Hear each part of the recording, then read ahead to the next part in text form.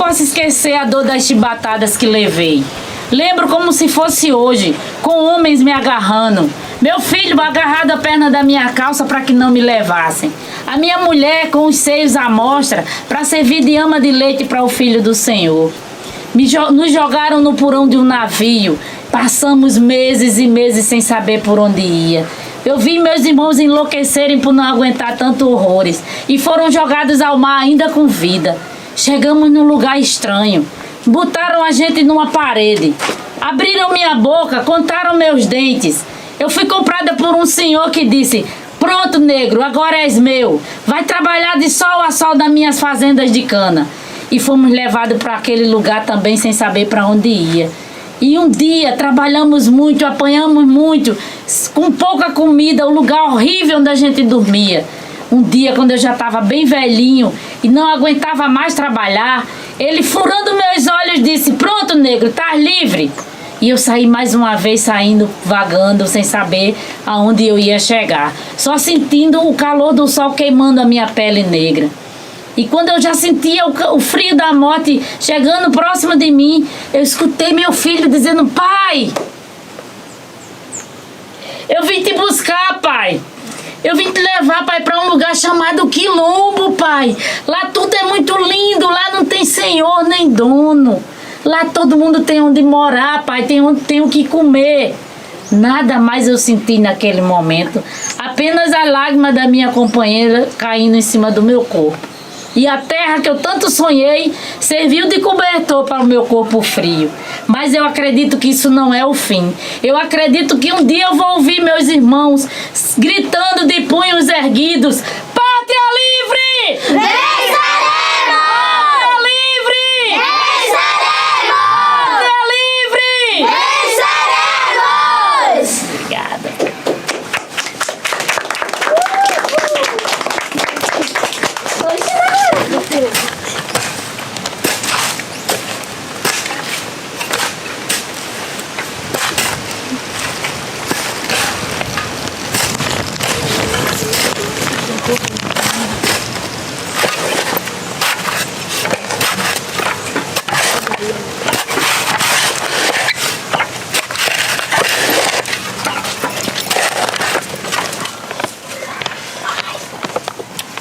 Precisamos nos despedir dos nossos tesouros do Quilombo. Vamos se despedir do nosso tesouro, né? Porque 2020 está chegando e nossos colegas vão encontrar e vai saber do que fizemos no Quilombo. Um pouco mais. Viva o nosso Quilombo! Viva! Viva o museu! Viva! Viva a Ana do Coco! Viva! Viva a Lenita! Viva! Viva a Lenira! Viva! Viva a Aninha! Olá, sejam bem-vindos, sejam bem-vindas. Eu sou Ana Bárbara e você acabou de ouvir ou assistir o coro das crianças da Escola Municipal José Albino Pimentel, do Quilombo, Corujipiranga, no município de Conde, aqui na Paraíba. Essa é uma das escolas parceiras do Semente. Foi onde nós realizamos o projeto Cinema e as Palavras. Esse trecho que vocês ouviram, ele é uma sequência do filme Tesouro Quilombola, que será lançado em breve no nosso canal do YouTube. O filme, ele é bastante revelador das potências do audiovisual na relação com os processos de alfabetização e letramento, em especial para as metodologias que promovem uma implicação das competências e habilidades ligadas ao saber ler e escrever, ao contexto e à realidade concreta onde vivem as crianças, os jovens e mesmo os adultos que estão em processo de aquisição dessas competências tão fundamentais. Bom, esse quarto episódio do podcast Educação Audiovisual na Prática, ele é bastante especial para nós, pois ele marca o lançamento da Semente, Escola de Educação Audiovisual, que aconteceu na última terça-feira, dia 8 de junho de 2021. Para celebrar esse momento e refletir sobre as múltiplas vocações da educação no mundo contemporâneo, nós tivemos a imensa honra de receber o professor Carlos Rodrigues Brandão para uma aula magna. Brandão é um nome importante para a história da educação popular no Brasil e desde os anos 1960 ele está entre as principais referências nesta área, ao lado de Paulo Freire, de Rubem Alves e de outros tantos educadores. Para mediar essa conversa, nós convidamos a nossa coordenadora pedagógica, Leila Coelho, que também já esteve aqui no 3º episódio do podcast, falando um pouco sobre a sua experiência em torno da educação transformadora. Então, se essa é a primeira vez que você está aqui ouvindo o podcast Educação Audiovisual na Prática, ele pode ser visto e ouvido pelo Spotify e pelo YouTube quinzenalmente. Se você desejar receber nossas atualizações com conteúdos, se cadastre aqui no nosso canal. Bom, e se ainda não segue o Semente no Instagram e no Facebook, eu sugiro também que você acompanhe a gente por lá. Esta semana a gente está com muitas novidades e com as matrículas abertas para os nossos primeiros cursos de formação em educação audiovisual no mês de julho. Bom, agora chega de conversa e vamos ao que interessa. Vamos ouvir um pouco das palavras do professor Carlos Brandão. Um beijo e até o próximo episódio. Boa noite. Eu vou dar o meu boas-vindas como o meu neto faz. Boa noite, pessoal. É uma alegria muito grande estar aqui e uma honra, né, mediar esse momento, tendo a presença do meu querido professor Carlos Rodrigues Brandão, né? E aí eu acho que, diante do que a gente já ouviu e do tempo que a gente tem, a gente precisa potencializar a fala do professor Brandão.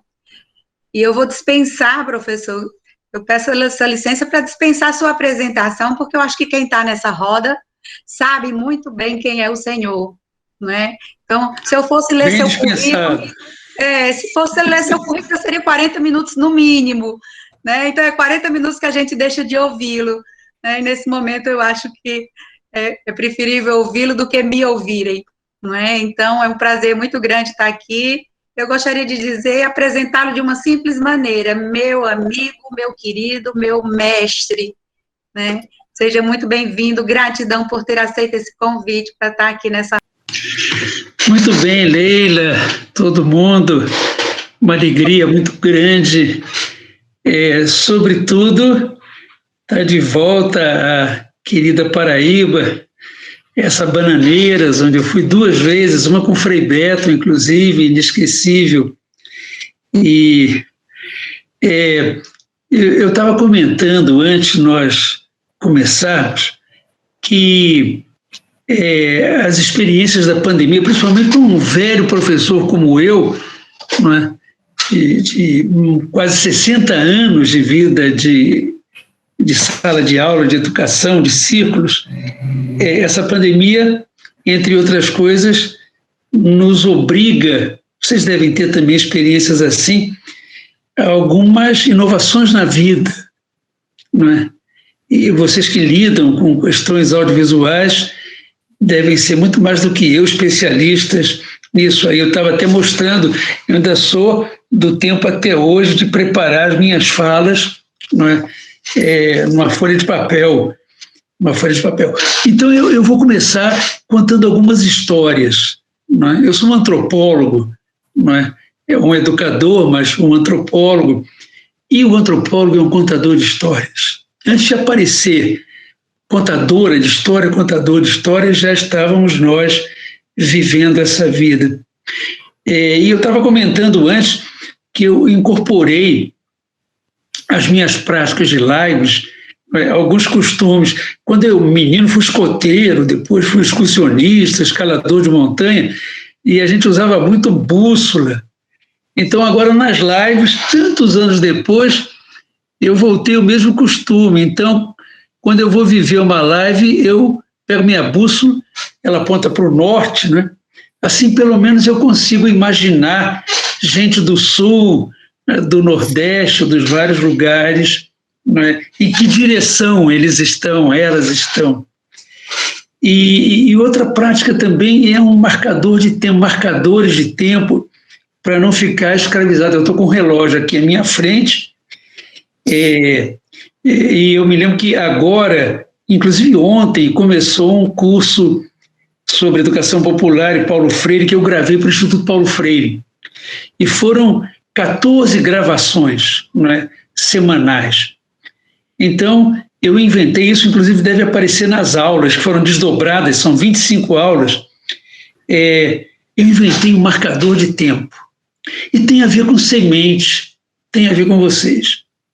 Então, no primeiro dia, eu comecei pegando um vaso e plantando uma semente, um grão de feijão.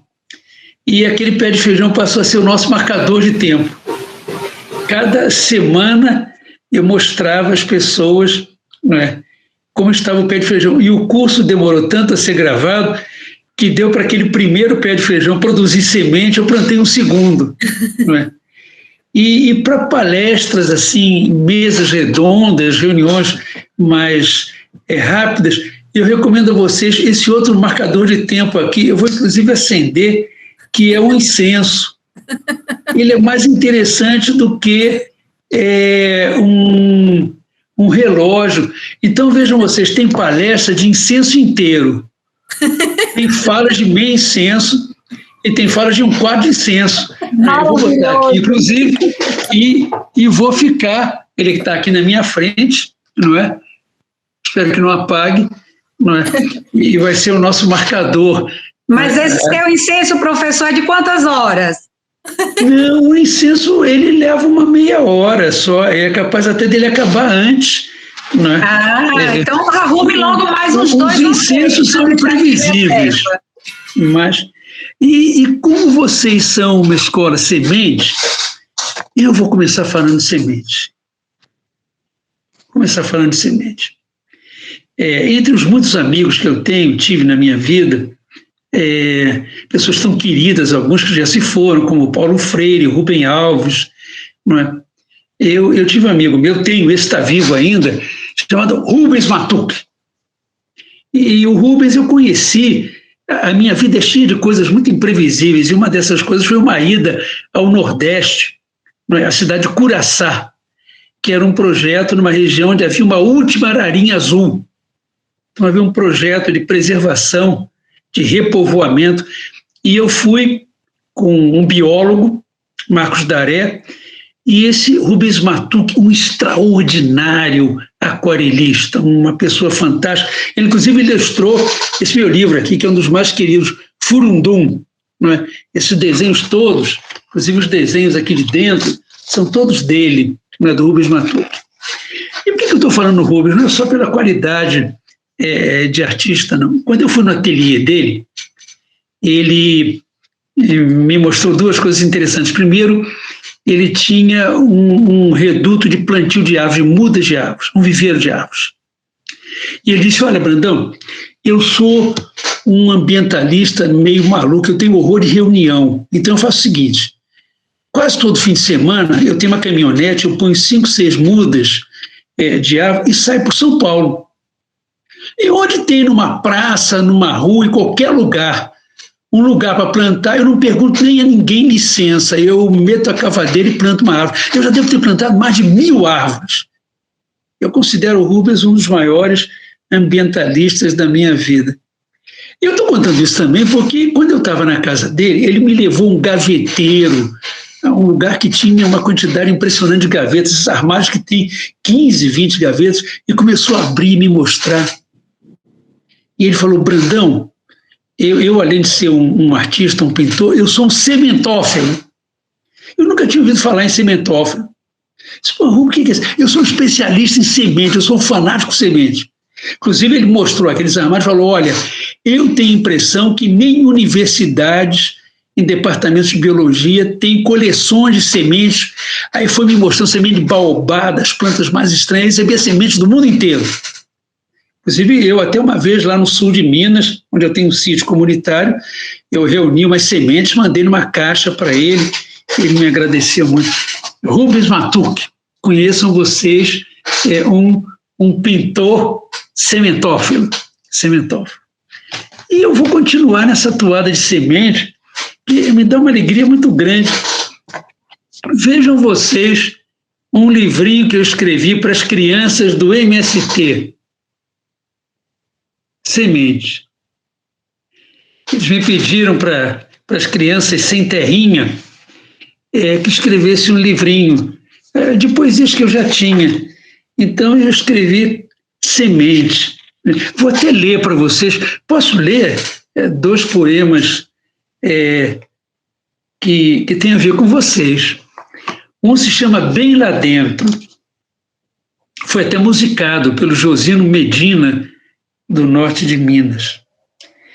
Num lugar bem profundo, a semente guarda isto, um mundo. A semente escondida esconde um ser pequenino, a vida.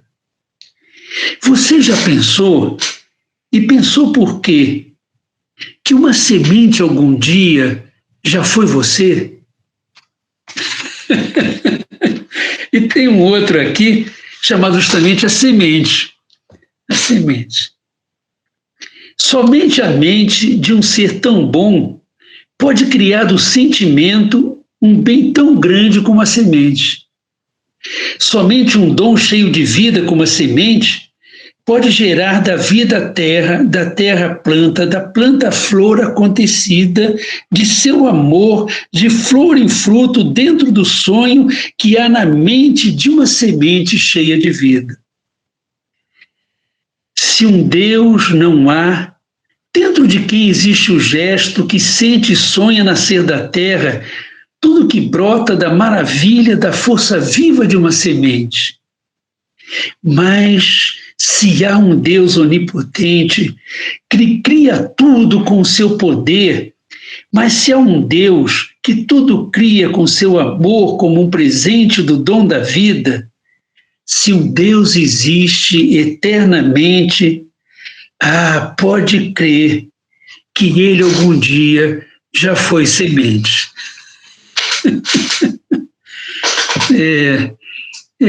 E terminando o sementário, não é? Não sei se vocês sabem que eu escrevi um livro publicado pela editora Cortez chamado O Jogo das Palavras Sementes. Vocês deviam ter 50 exemplares aí com vocês. Editora Cortez. E outros jogos para jogar com palavras. Inclusive, quando eu mandei para a editora, para o Cortez, que nordestino também, um grande amigo, falei, Cortez, esse livro vai ser um fracasso de venda. Primeiro, nesse mundo eletrônico, ele é um livro de 8 jogos para jogar com papel, tesoura, caneta hidrográfica e régua. Segundo, ele é um jogo cooperativo. Esse mundo que a criançada quer saber de jogo, de matar, morrer, de destruir, de acabar, arrasar com, ele é um jogo em que ninguém ganha de ninguém. Aliás, os jogos, começa com o jogo da carta da vida, é tudo baseado em Paulo Freire. Inclusive, é baseado nas palavras geradoras, no método Paulo Freire. Eu fiquei até muito contente que a Cortez me comunicou um mês atrás que alguém, eles não me disseram quem, né, tinha encomendado, deve ter sido uma prefeitura, né, 1.000 exemplares. Então quer dizer que vendeu um pouquinho, né, pelo menos. Começa até com o meu retratinho, que eu já fui assim, ó. Aí, e depois termina lá com como eu estou agora. Então, o jogo das palavras sementes. Eu posso mandar por e-mail, se estiverem duros aí para comprar o livro, eu tenho ele em e-mail, só que ele aí não tem as ilustrações completas, ele é muito ilustrado, muito bonito. E uma outra alegria na minha vida é que eu escrevi esse livro aqui, ó, A História do Menino que Lia o Mundo, Paulo Freire, está aqui. Isso saiu num jornal em Pernambuco, logo que o Paulo faleceu, ele no céu, alfabetizando os anjinhos. Então foi uma reunião com o pessoal do MST, no Fórum Social Mundial, e me pediram uma biografia de Paulo Freire. Desse jeito, ninguém aguenta mais biografia de Paulo Freire. Só eu já escrevi 2. E deve haver no mundo mais 10. Para que mais um? Era uma semana Paulo Freire, que o MST estava promovendo. Aí tinha que ser uma mulher. A Roseli Caldas falou, Brandão, então você vai escrever um livro que seja uma biografia do Paulo para crianças. Para crianças. Veja vocês, a sabedoria feminina. Eu escrevi esse livrinho, né? Ele saiu, já tem 3 edições, uma da Unesp, uma da Expressão Popular, e agora saiu uma versão na Colômbia. Aliás, a mais bonita. Lindo, fizeram um trabalho que é uma obra de arte. El Niño que leía el mundo. Muito bem, gente. Até aqui foi introdução, mas tá bom, olha, o nosso incenso gastou só 2 dedos, Leila. A gente fala tanto em vocações, eu gosto de usar essa expressão no caso da educação, né? É interessante que, tanto na área do cinema, quanto da saúde, quanto na área da antropologia, quanto da educação, e talvez mais ainda, além de filosofias, além de ciências que embasam, além de ideologias, uma educação marxista, uma educação cristã, uma educação integralista, uma educação anarquista, inclusive houve escolas anarquistas no Brasil, inclusive lá de pertinho, de onde nasceu minha mãe, no extremo sul do Rio Grande do Sul, em São José do Norte. Mas a educação tem também vocações. Por exemplo, pelo que vocês me demonstraram, a própria experiência de vocês, a Escola Semente, é uma vocação da educação, é uma derivação da educação, não é uma disciplina, né, não é propriamente uma ideologia direta desaguando na educação, mas é uma vocação. Então, vejam vocês, não como um filósofo, ou um pedagogo, um pensador da educação, mas como um antropólogo. Vocês vão ver já a diferença, né? Se perguntasse a um filósofo, que visões de educação você vê hoje em dia, você detecta hoje em dia? Ele provavelmente ou já teria consultado ou consultaria textos de história e do momento atual da educação e da pedagogia, elencaria os grandes nomes, os grandes educadores de um passado próximo, como Claparede, Maria Montessori, Freinet, ou então do presente, como Paulo Freire, como Rubem Alves, como o querido Zé Pacheco, e assim por diante. Se você fizesse a mesma pergunta ao antropólogo, ele iria dizer, olha, eu vou dizer para você quais são as vertentes de educação que eu vejo quando eu olho à minha volta. Quando eu vejo, por exemplo, nas escolas da minha cidade, aqui no caso de Campinas, onde eu moro. Quando, por exemplo, eu vejo na experiência vivida das pessoas amigas. Pessoas amigas, ex-alunas minhas, colegas, professoras, que vêm desde uma USP, uma Unicamp, até as escolas de MST, né? Os professores do chão da escola, né? Nas nossas muitas escolas. Então, a minha pergunta seria, não com grandes títulos, né? com as palavras sonoras que qualificam as pedagogias, mas olhando o mundo à minha volta. Eu me imagino assim, de repente, num grande círculo, não é? Tanto com essas pessoas, como Zé Pacheco, Rubem Alves, um Osmar Fávero, um Paulo Freire, uma Beatriz Bebiano Costa, uma Leila Sarmento e assim por diante, né? E eu me vejo perguntando a ele, escuta, que educação você pratica? Uma primeira, eu vou chamar de educação de vocação conservadora, vou usar essa expressão. Que não espante ninguém, um dos maiores sociólogos do mundo, Emile Durkheim, quando escreveu o seu livro sobre Sociologia da Educação, ele diz com todas as letras que a função principal da educação é preservar, conservar e transmitir, não é, o capital cultural, ou seja, a cultura consolidada a novas gerações. Até a Hannah Arendt, famosa e querida Hannah Arendt, aliás, ela tem a definição mais pequenina e mais afetiva que eu conheço sobre educação. Ela diz assim, nós estamos sempre educando porque crianças estão sempre nascendo. Tinha que ser uma mulher. Estamos sempre educando porque crianças estão sempre nascendo. Ela tem um texto, até me decepcionou um pouquinho, que eu achei muito conservador. Verdade que uma alemã judia exilada nos Estados Unidos poderia ser por aí.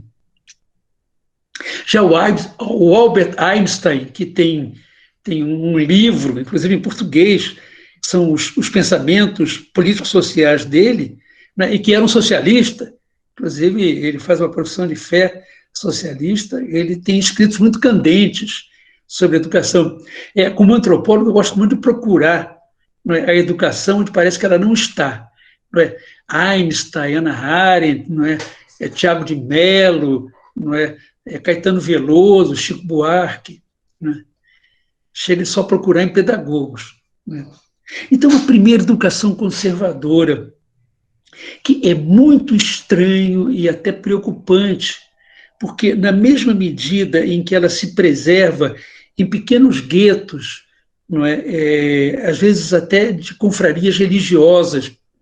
Há poucos dias atrás, eu estava vendo um filme, aliás, uma série muito interessante, sobre pessoas pertencentes a essa rama assídica, né, de um judaísmo ultraconservador, no caso aí em Nova York, onde era passado, e que se rebelavam e que renunciavam e saíam.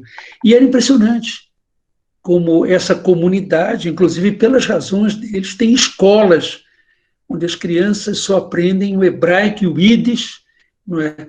E são ensinadas apenas no complexo dos conhecimentos religiosos extremamente conservadores daquela comunidade. Assim como eu vi uma vez em Marrocos uma escola corâmica, até funcionando no mercado, não é? Lá em Fez, não é? E onde as crianças aprendiam apenas a decorar o Alcorão, ou seja, uma ultrapreservação de tradições. E eu estou dizendo que é uma coisa perigosa, não só por isso é alguma coisa que fica reduzido a alguns guetos, mas porque essa educação conservadora centrada num âmago, às vezes até politicamente de cunho fascista, não é? Ela volta e meia rebrota, como poderia estar rebrotando aqui no Brasil nesse processo de militarização da educação. Nesse processo de militarização da educação.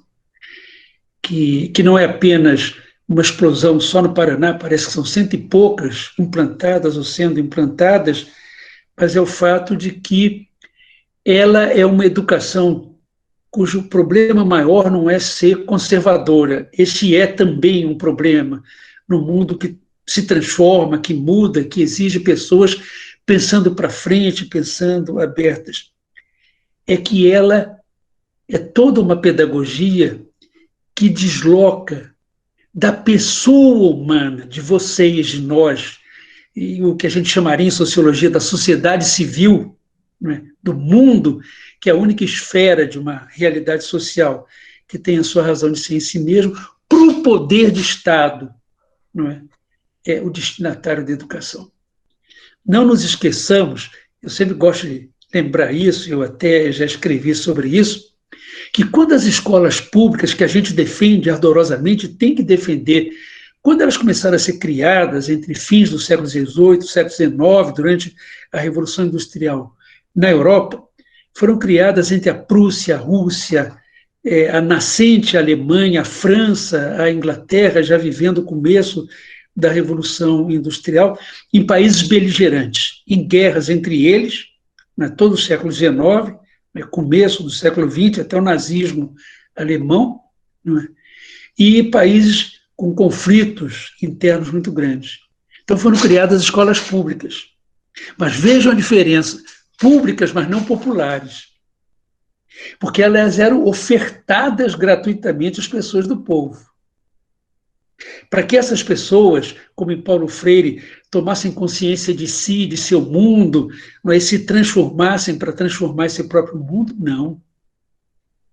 Essas pessoas recebiam uma educação importada das Forças Armadas, desde a arquitetura das escolas até os rituais de formatura.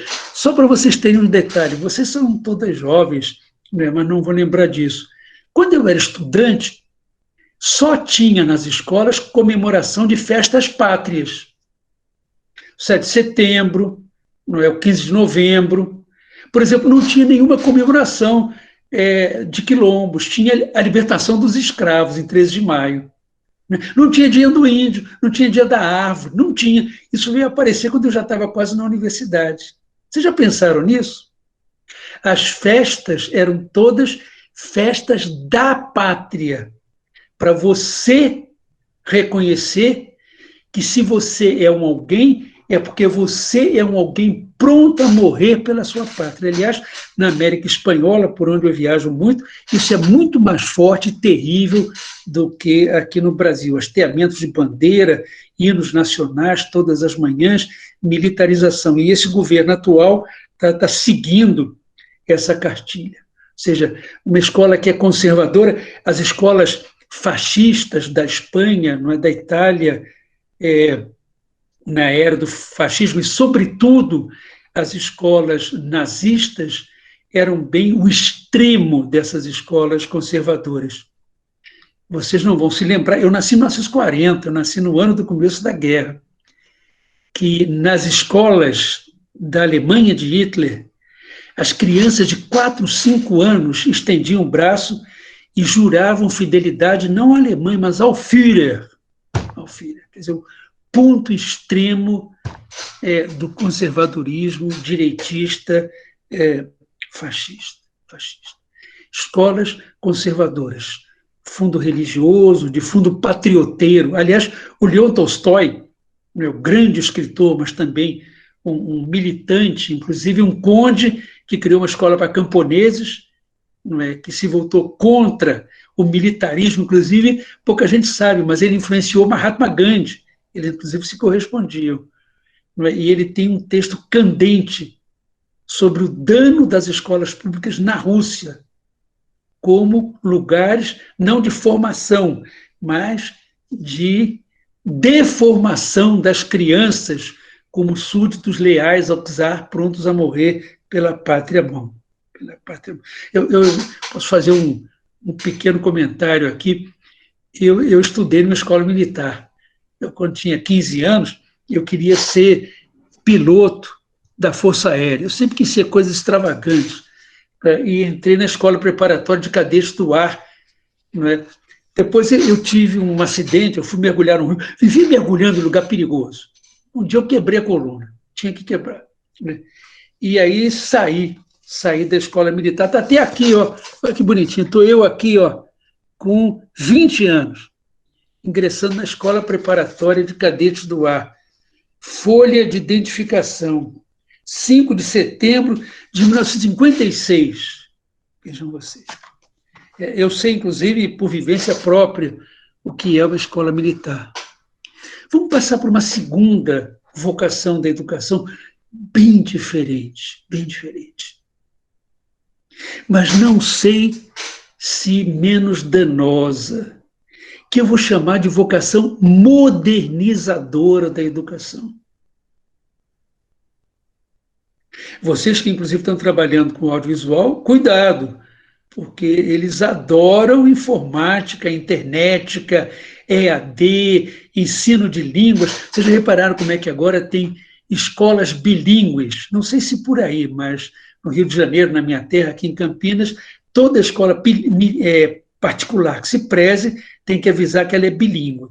No meu tempo de estudante, no Colégio Andras, no Rio de Janeiro, aliás, como eu era muito vagabundo, eu fui de várias escolas, inclusive expulso de uma, o Colégio São Bento, que até contente por saber que o Carlos Drummond de Andrade, o grande poeta, também foi expulso de um colégio religioso. Então, não estou sozinho.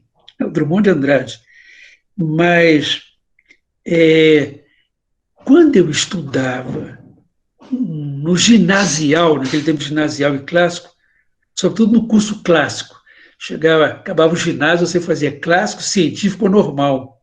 As moças, em geral, faziam normal. Inclusive, a Cecília Meirelles, que era normalista. Aliás, o sonho de quase todo carioca era namorar uma normalista. Eu cheguei a namorar uma, Rita de Cássia. Bom, então,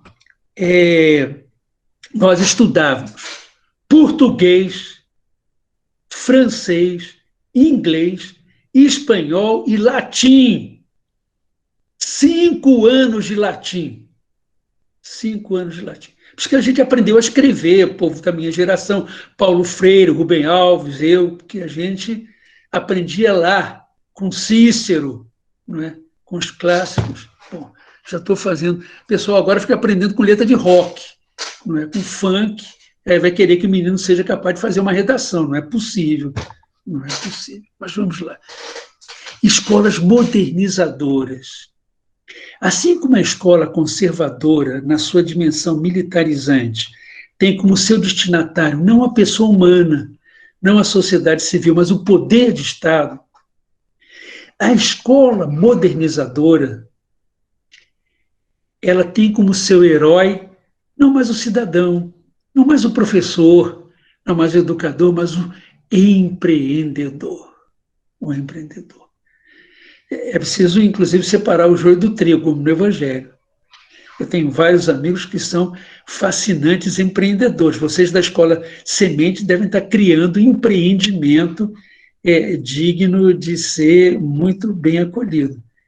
Mas a vocação dessas escolas modernizadoras, aí sobretudo na versão de escolas particulares, e muitas vezes caras, inclusive dirigidas a uma elite, é não formar, mas conformar, instrumentalizar, desde crianças, para elas próprias, para elas se desenvolverem desde o mais profundo de si mesmas e se transformarem, não, para o mundo do mercado.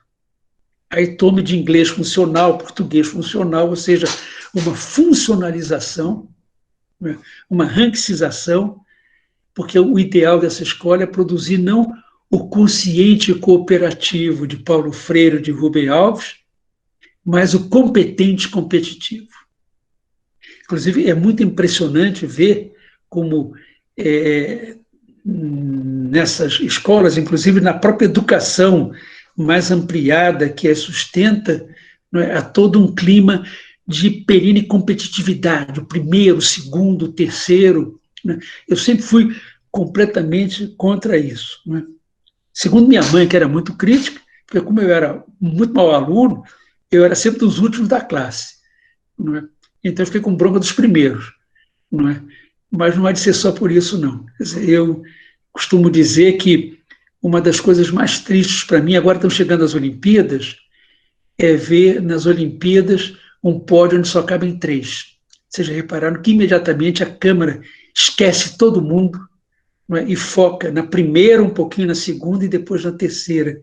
Ou seja, o que vale é quem está lá em cima. E eu costumo dizer, a escola não é um estádio, a educação não é uma Olimpíada, e no pódio só cabem 3.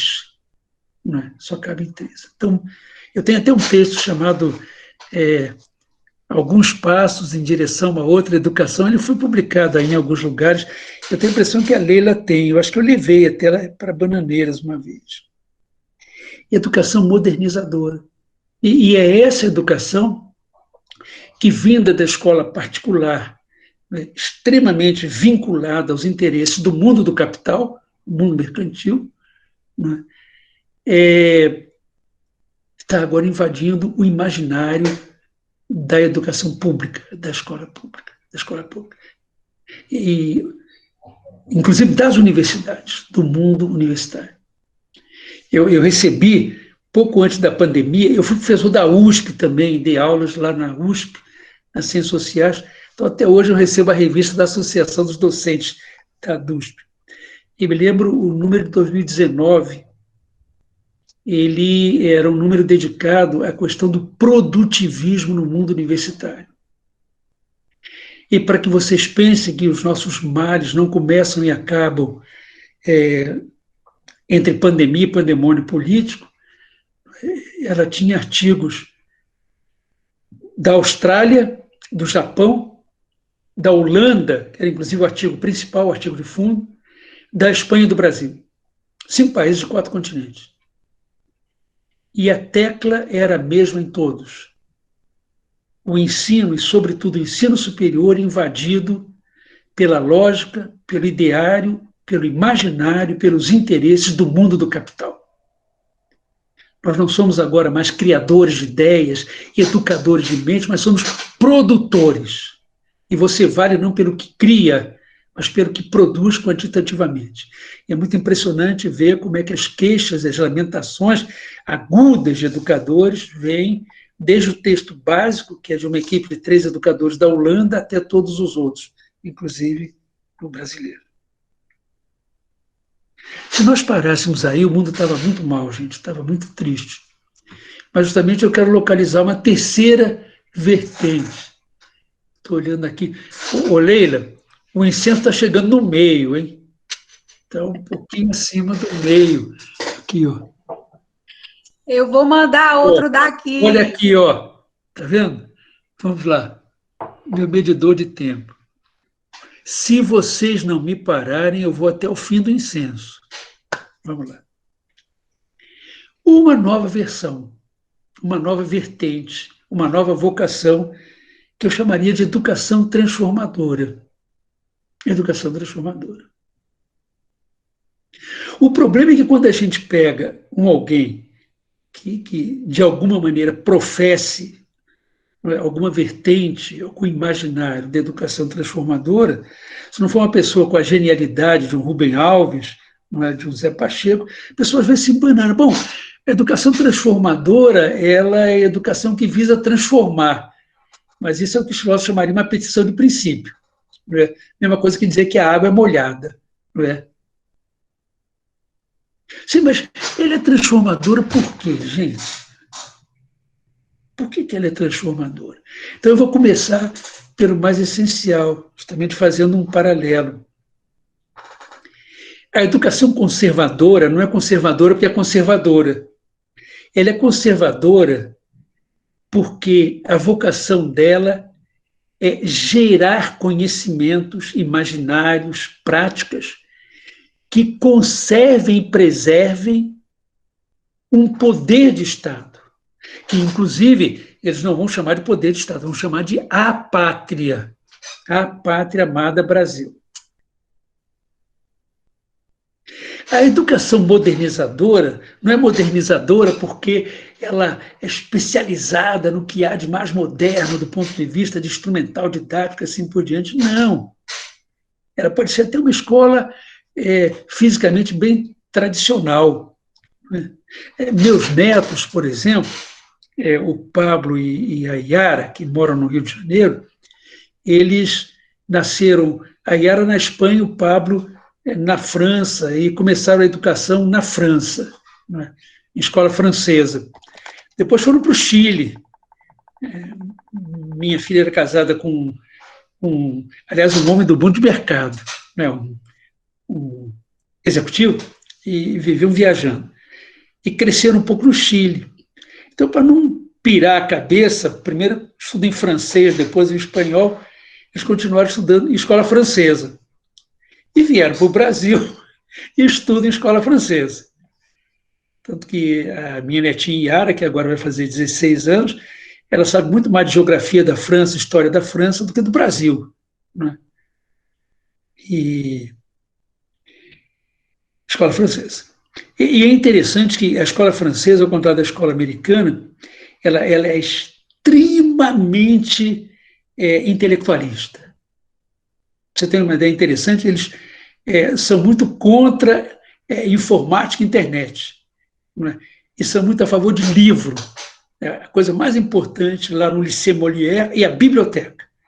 E as crianças valem pelos livros que tiram e leem, né? E é uma educação, inclusive, muito, muito francesa, muito palavrosa, extremamente rigorosa. Olha, eu até diria que é um quase terror, né, em termos de exigência das crianças. Bom, ela é uma escola que pendula, não é, entre esse modernizador, porque afinal é para um mundo de futuro, inclusive com o horizonte europeu. Metade das crianças que estudam lá são francesas, filhos de embaixadores, de empresários franceses que estão no Brasil. As crianças brasileiras ficam com as vagas que sobram. Mas tem um cunho que a gente poderia chamar de transformador no seguinte sentido, e aí eu já vou me aproximar, não é, do que nós chamaríamos a educação, como diria o Rubem Alves falando da Escola da Ponte, não é, que eu sempre sonhei e que eu vinha encontrar, como no caso do Rubem, lá com o Zé Pacheco. É que o foco dessa pesada educação francesa, extremamente intelectualizante, é a pessoa, é a formação da pessoa. É a formação da pessoa. Se for uma escola americana lá no Rio de Janeiro, talvez a preparação para o mundo do mercado fosse muito mais evidente. Não é? No caso aqui, é interessante porque eles querem produzir, não é? A criança pensante e intelectual, querem produzir um pequeno filósofo. Eu acho até uma coisa muito boa nesse mundo em que a gente vive. E não uma pessoa que fala bem inglês, que domina uma série de máquinas e programas eletrônicos e que está prontinha para o mundo do mercado. É um alguém em que o que vale é a densidade do teu conhecimento, a qualidade em termos de densidade cultural. Mas eu estava dando aí como um exemplo, e vou deixar de lado, que eu quero saltar justamente porque eu vi em Bananeiras, porque eu vejo, inclusive, em alguns lugares, não só aqui no Brasil, mas fora também, na Argentina, Colômbia, por onde eu viajo muito, né? Escolas transformadoras. E que, quero retomar, são transformadoras não porque são moderninhas, porque as crianças podem sentar no chão, porque tem um banheiro único para meninos e meninas, e assim por diante.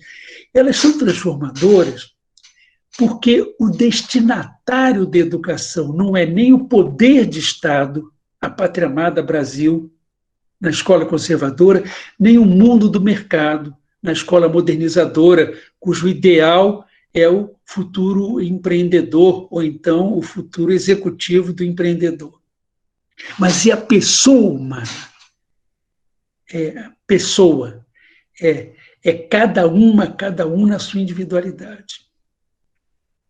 E aí ela é transformadora porque uma educação centrada na formação da pessoa não pode desejar nem que a pessoa seja alguém que se reproduza do mesmo jeito a vida inteira, com uma escola corâmica, debaixo de um aprendizado extremamente fechado, nem seja alguém destinado ao aprendizado informativo, mas nunca formador. Nunca formador.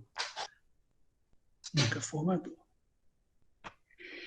Eu só posso, numa educação centrada na pessoa humana, criar uma educação destinada a preservar nessa pessoa o que ela tem de mais profundo, de mais verdadeiro. Mas ela só se realizará através de uma trajetória, não é, como estudante, na medida em que ela se transforme num ser mais. Um ser mais. É interessante que eu estou lendo agora, ao mesmo tempo, algumas coisas de Paulo Freire, inclusive Pedagogia do Oprimido, que eu tenho até a versão manuscrita, que foi publicada em 2018, ele escreveu toda à mão. E eu estou misturando Paulo Freire com pedagogia grega. Estou lendo um livro maravilhoso, Paideia, Formação do Homem Grego. E é um ponto de convergência muito grande. E se me perguntassem qual é o fundamento, qual é o chão da educação transformadora, eu diria a pessoa humana. A pessoa humana. Mas não a pessoa que se conserva, nem a pessoa que é destinada ao mercado, mas a pessoa que aprende para ser si mesma numa escala cada vez maior e mais profunda. Maior e mais profunda. Tem um momento no livro do Bauman, está até ali, mas eu não vou pegar, não. É interessante que é um momento do Bauman que ele está citando Foucault, que por sua vez está citando os gregos. E tem um momento em que ele lembra, aliás, eu estou vendo isso no Paideia, esse livro do Werner Jäger, durante todo o tempo, que a educação grega, na sua vertente socrática, oposta, inclusive, aos sofistas, que depois vai ser muito desenvolvida com Platão, com Isócrates, né? Ela é uma educação destinada a que a pessoa atinja, de dentro para fora, a máxima perfeição de si mesmo. Então, nessa citação do Bauman, falando do Foucault, que está falando dos gregos, ele diz, eu até coloquei de epígrafe aí no livro, não vou lembrar qual, ele termina dizendo assim, se uma vela pode ser uma obra de arte, por que não uma vida humana? Por que não uma vida humana? E ele desenvolve esse pensamento. Não é? O ideal da paideia grega, de onde vem pedagogia, fazer com que, através da aquisição crítica e criativa do saber, a pessoa atinja a sua arete, ou seja, a sua perfeição pessoal. Pena que essa palavra arete, depois, como traduzida, ela se depravou em aristocracia, mas antigamente ela significava a excelência de si mesmo. Só que mais na frente, eu vou ficar aqui entre Platão e Paulo Freire. Aliás, eu estou escrevendo um texto chamado De Platão a Paulo Freire, em que o Werner Jäger está dizendo assim, nós somos todos idiotas, mas somos também políticos. Parece estranho, não é? Vocês sabiam disso? Todos vocês, todos nós, eu também, somos todos idiotas, no sentido grego da palavra. Idiota em grego, no grego de Sócrates e Platão, significava a dimensão de mim, o meu idios, que se volta para dentro de mim, que se volta para mim. Então, boa parte de toda a minha vida em busca de cultura, de conhecimento, não é? Tende a realizar a minha dimensão idiota, ou seja, o Carlos Brandão querendo se recriar como alguém cada vez, sendo ele mesmo, mais e melhor. Mas nós somos também políticos. E ser político não é deputado ou senador, tanto em Platão como em Paulo Freire. O político é o contraponto, não é o oposto, é o contraponto do idiota. O político é em mim a dimensão de mim que se volta para o meu outro, que se volta para a minha comunidade, para a minha polis, daí político, daí político.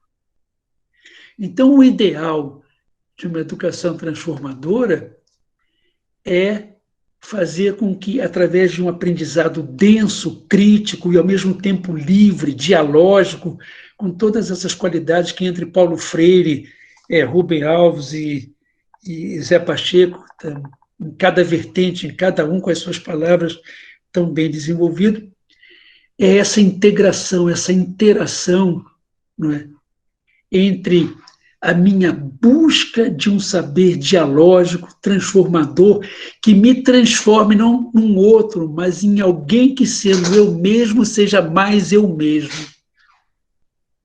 Mas acontece que um lugar social, isso também vem lá dos gregos, em que a minha realização pessoal não é averiguada, não é nem a minha pátria, não é nem a fábrica, é a minha comunidade social, é o meu mundo social, é a sociedade civil em que eu vivo, é a minha polis, é a minha polis. Então, tanto em Paulo Freire quanto lá nos gregos, de 3.000 anos atrás, não é? Uma educação só pode ser transformadora porque nós somos, e Paulo Freire vai repetir isso à exaustão, seres originalmente imperfeitos e inacabados.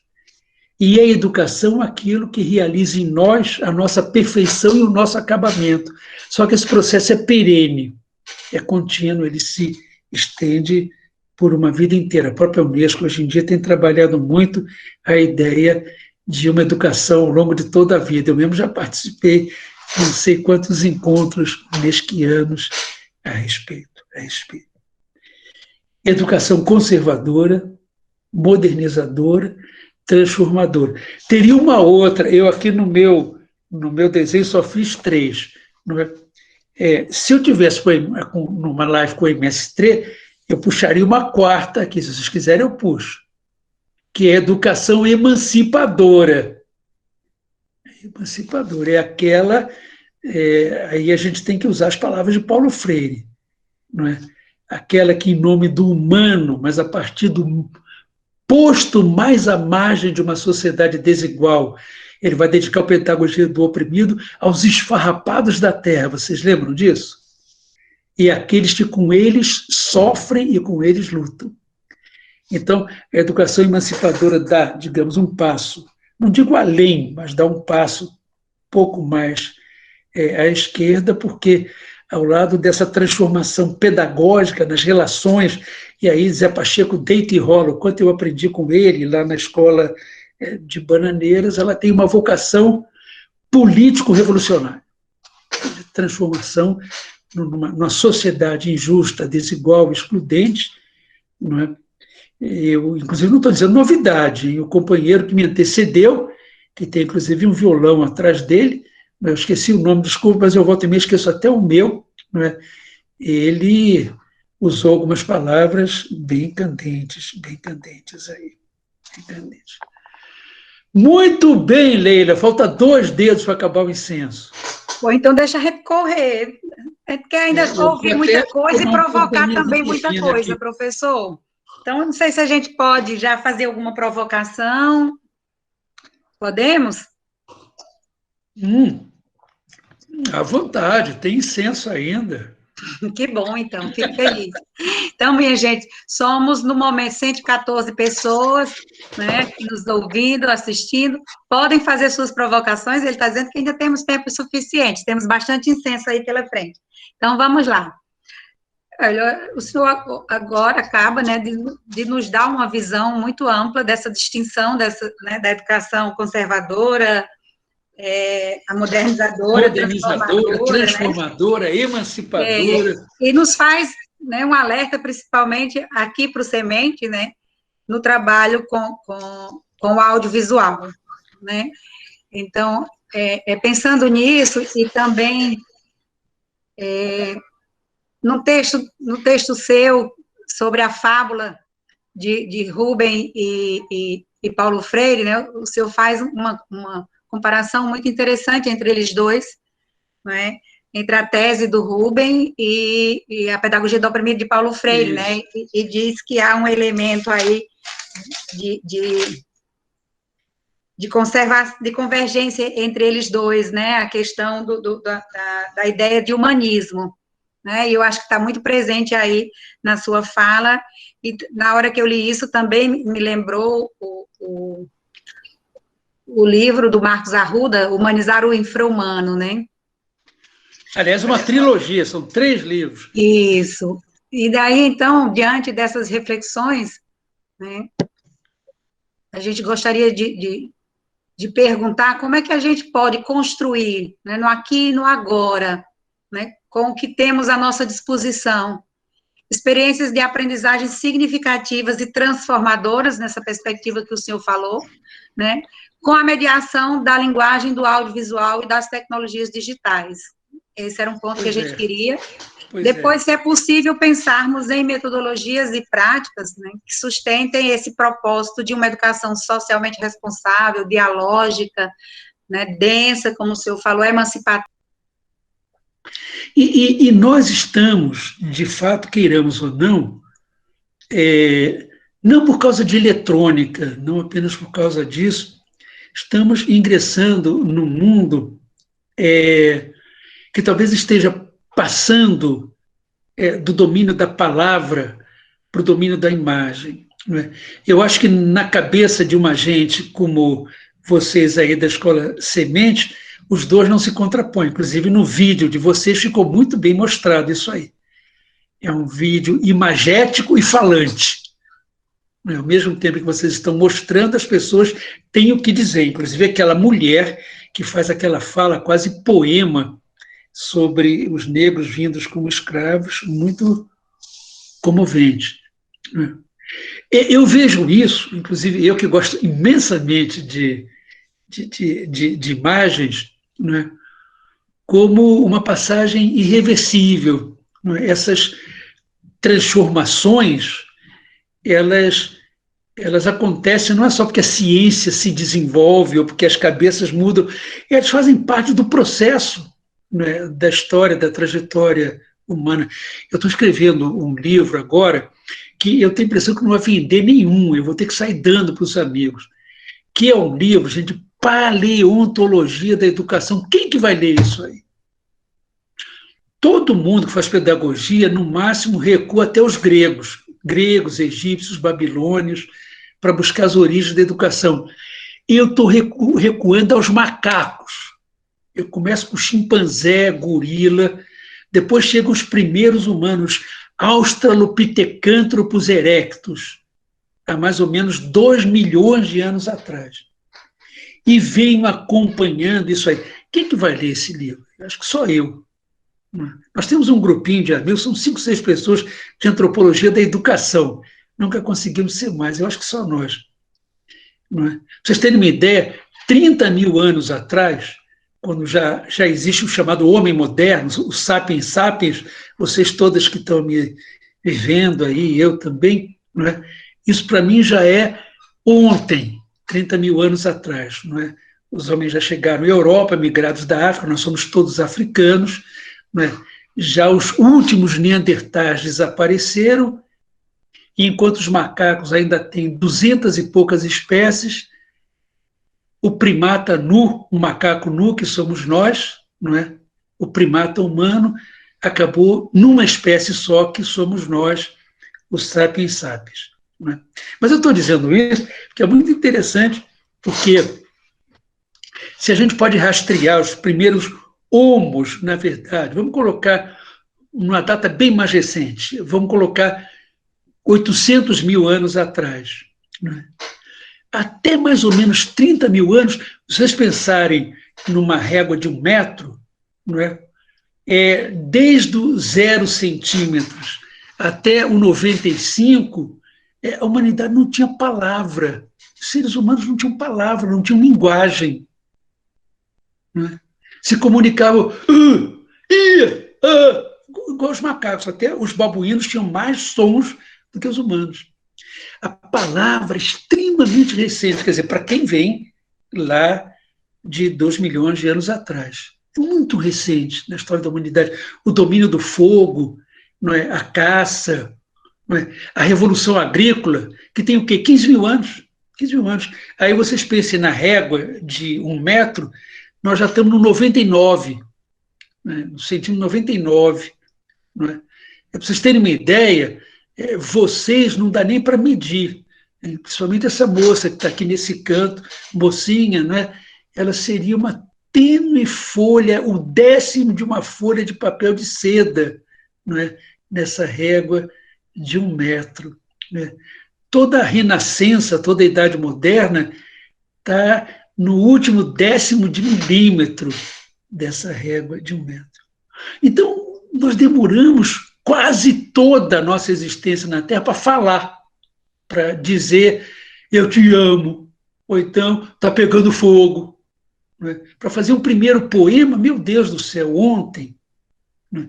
A palavra escrita, nossa mãe, lá no 98, não que 98, no 99,5, né, da nossa régua de 100 centímetros.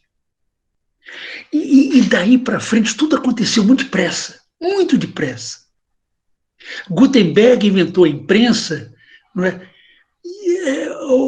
Já no pedacinho do último milímetro da nossa régua, tem 500 anos, não é nem ontem, é hoje, agora quase. Inclusive, é muito interessante o que a imprensa causou, inclusive de protesto. Grande parte da Igreja Católica, por exemplo, foi contra a criação e a divulgação, inclusive, da Bíblia impressa. Vocês conhecem essas histórias. E nós estamos agora, não é? Partam o último milímetro da nossa régua em 100 pedaços.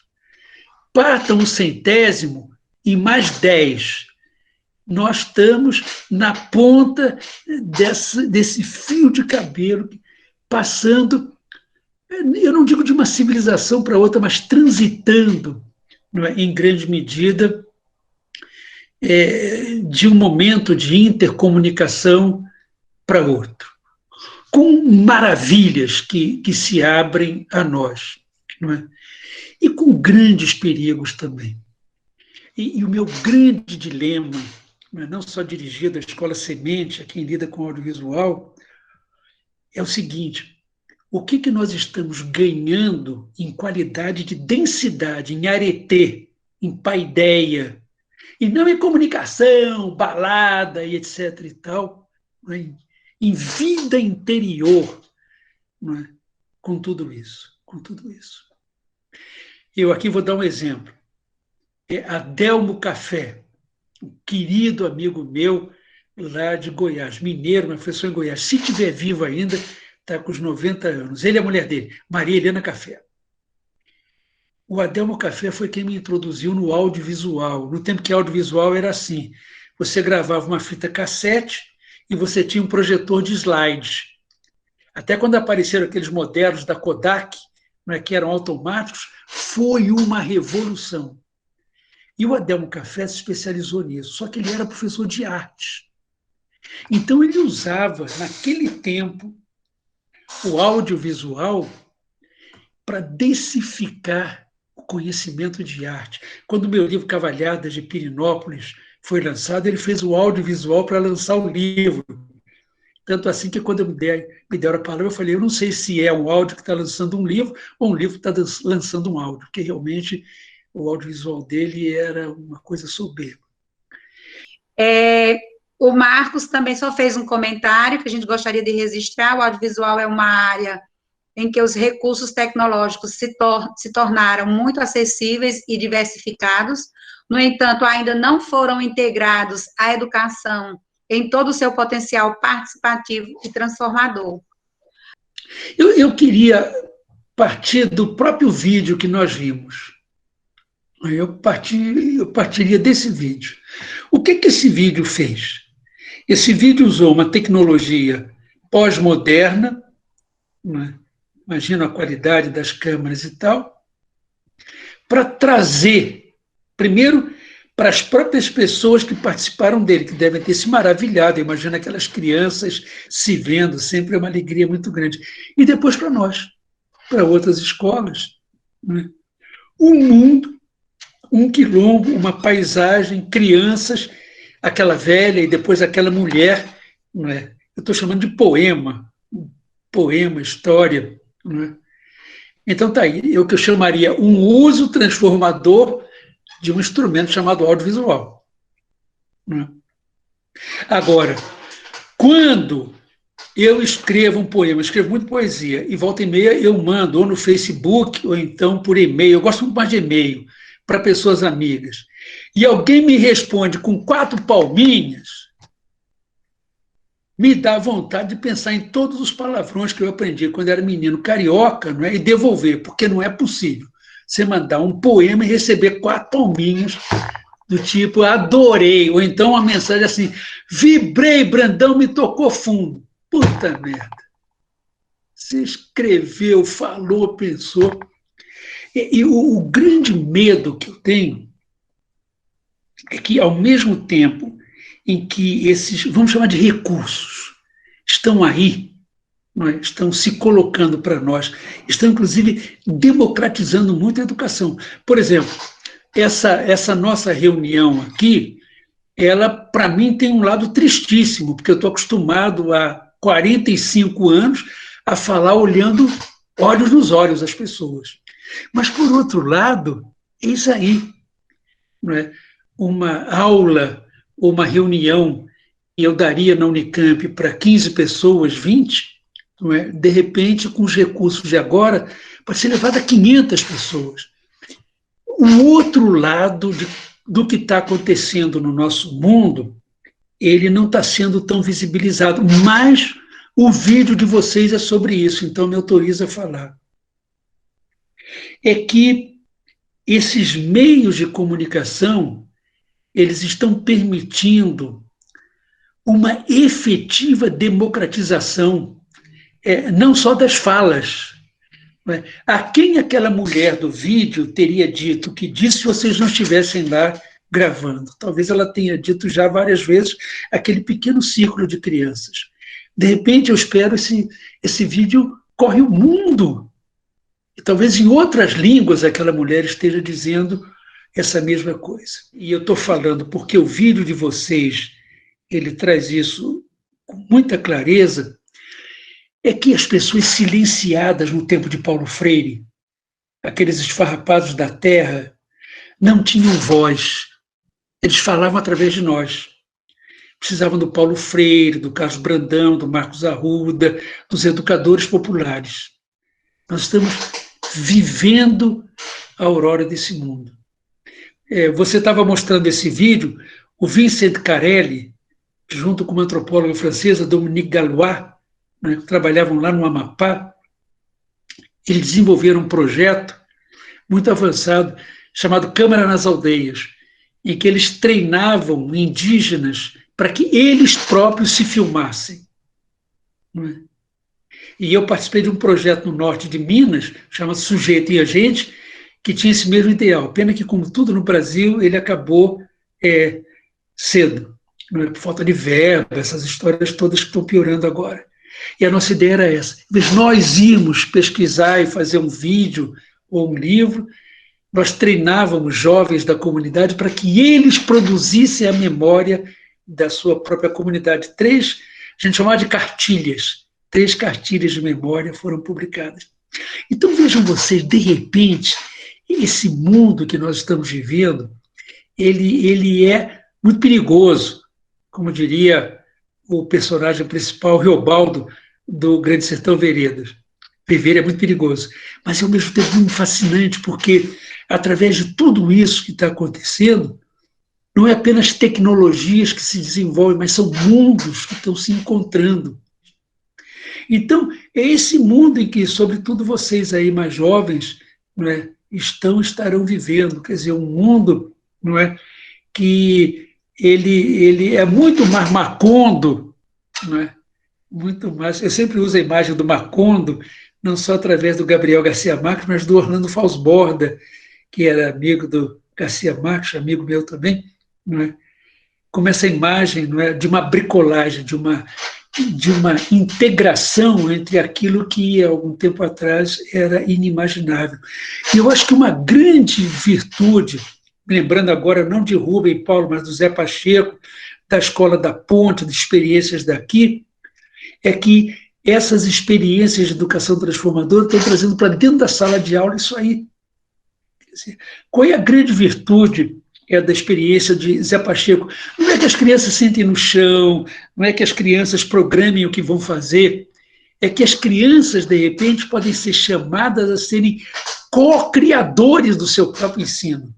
Então, ela é transformadora por isso. Não é porque é moderninha, não senta em carteira, senta no chão, né? Não precisa ir no banheiro, vai cagar atrás da árvore. Não é por isso. Não é? É porque, de repente, há um chamado a vamos todas e todos entre nós nos ensinarmos e aprendermos. Já está no Pedagogia do Oprimido dos anos 60.